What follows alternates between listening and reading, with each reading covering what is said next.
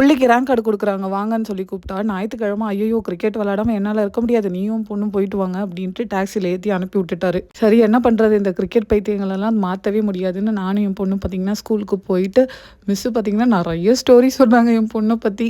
அடிக்கிறதா, கொஞ்சுறதா, திட்டுறதான்னு ஒண்ணும் புரியல. ஏன்னா 90ஸ் கிட்ஸ் அம்மாவாச்சே.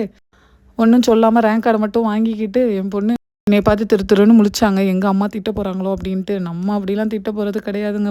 படிக்கிறதா படிக்கட்டும், வரது வரட்டும் அப்டின்ட்டு. அப்புறம் அப்படியே கொஞ்சம் ஓஎஸ்எஸ் மால்ல ஷாப்பிங்லாம் போயிட்டு, கொஞ்சம் திங்ஸ்லாம் வாங்கிட்டு வீட்டுக்கு வந்தாச்சு. வந்துட்டு ஒரு காஃபி போட்டுட்டு மதியானம் லஞ்சுக்கு ப்ரான் தொக்கு மாரி பண்ணலான்ட்டு அத எடுத்து அப்படியே ஊற வச்சாச்சு.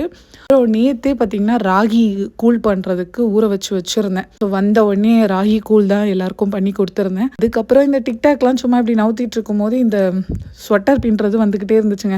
நம்மகிட்டயும் நெறைய நூல் அப்படியே கிடந்துச்சா, எடுத்து சும்மா ட்ரை பண்ணி பார்த்தேன். நூல் எடுத்து போட்டு ஏதோ ஒரு டிசைன் பண்ணுவோம், வரது வரட்டும் அப்படின்னு பின்னிக்கிட்டே இருந்தேன். நல்லா தான் வந்துட்டு இருந்துச்சுங்க.